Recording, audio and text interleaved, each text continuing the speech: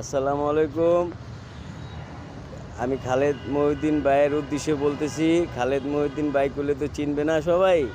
সাংবাদিক খালেদ মহিউদ্দিন ভাইয়ের উদ্দেশ্যে বলতেছি, এই যে 1971, এই 1971-এর স্বাধীনতাটা আমরা জানি, আমরা শুনছি, আমার বাপ চাচার মুখে শুনছি, মা খালাগো মাধ্যমে শুনছি, ইতিহাসও অনেক কিছু আপনাদেরকে পড়া দেখছি।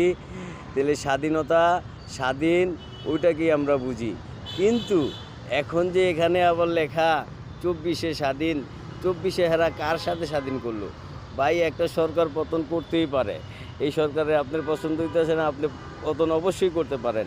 কিন্তু আবার ইনক্লুসিভ নির্বাচন দিয়া, সব দলের একখানে করে নির্বাচন দিয়ে আপনি দেখবেন যেটা কি আপনারই পছন্দ না, না সাধারণ মানুষের পছন্দ না, কিন্তু এটার সাথে তো মিল হইল না।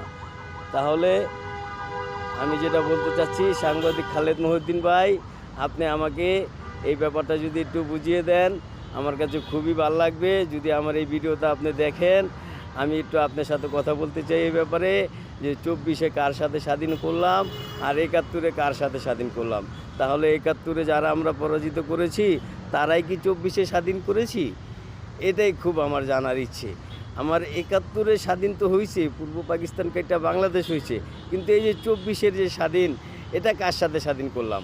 নাকি এটা আগে যে আমরা 71-এ হেরে গেছিলাম, ওরাই আমরা স্বাধীন করলাম? ওরা কি এটাই বুঝাতে চাচ্ছে নাকি?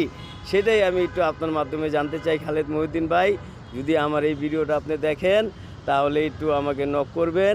আমি একটু আপনার সাথে যোগাযোগ করতে চাই এই ব্যাপারে। এই 1971-এ স্বাধীন কোনটা, কার সাথে হলো, আর 24-এ স্বাধীন কার সাথে হলো?